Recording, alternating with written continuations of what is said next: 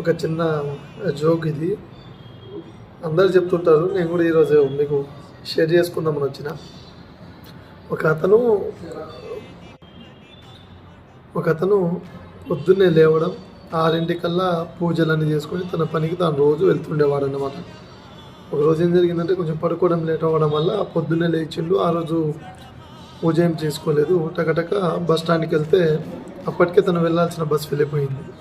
సరే ఏదో ఒకటి ఆటో ట్యాక్సీ అలా మాట్లాడుకొని అక్కడ నుంచి ఆఫీస్కి వెళ్తే అక్కడికి వెళ్ళగానే ఆకలేస్తే అక్కడికి వెళ్ళి క్యాంటీన్లోకి వెళ్ళగానే క్యాంటీన్లో ఫుడ్ అయిపోయి ఛాయ్తో వచ్చేసింది అనమాట. అక్కడ నుంచి మళ్ళీ రిటర్న్ ఇంటికి వస్తుంటే మళ్ళీ అతనికి బస్సులో అందక మళ్ళీ లేట్గా ఇంటికి వచ్చిండు.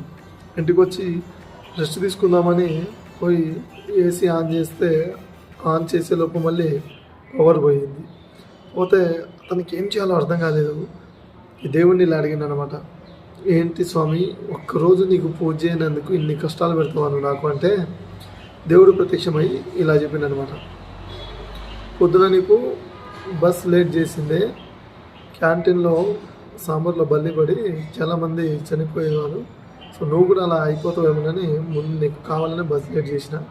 సాయంత్రం నువ్వు ఏసీ ఆన్ చేస్తానే కరెంట్ షాక్ తగిలి నువ్వు చచ్చిపోతావేమో నీ ఎముడు రెడీగా ఉన్నాను నీకోసం, అందుకే కరెంట్ ఆఫ్ చేసినావు.